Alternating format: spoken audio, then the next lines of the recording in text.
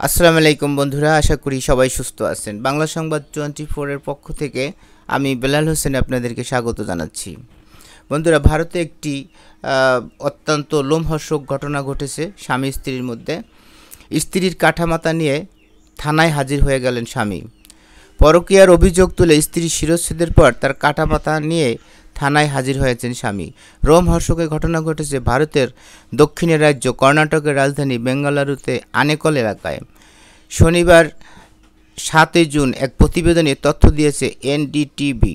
ভারতীয় সংবাদ মাধ্যমের প্রতিবেদন অনুযায়ী বিবাহ বহির্ভূত সম্পর্কের অভিযোগে বাক বিতণ্ডায় জড়িয়ে 26 বছর বয়সী মানুষাকে শিরচ্ছেদ করে হত্যা করেছেন স্বামী শঙ্কর।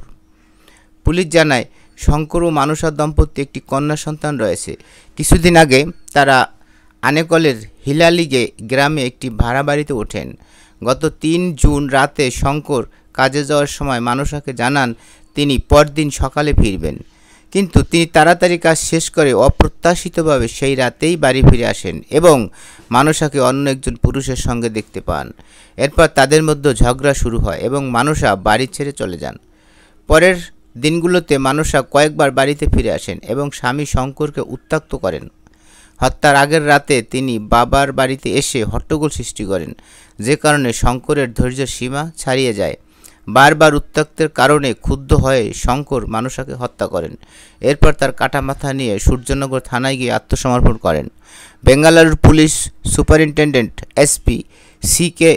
বাবা বলেন, গতরাতে ওই দম্পতির মধ্যে ঝগড়া হয়। ঝগড়ার সময় স্বামী তার স্ত্রী মানুষাকে মারধর করে নৃশংসভাবে হত্যা করেন। তিনি তার শিরচ্ছেদ করে কাটামাথা নিয়ে থানায় এসে অপরাধের কথা স্বীকার করেন। আমরা তার বিরুদ্ধে হত্যা মামলা দায়ের করেছি। এ ঘটনায় শঙ্করকে পুলিশ হেফাজতে নেওয়া হয়েছে এবং তার বিরুদ্ধে মামলাও দায়ের করা হয়েছে।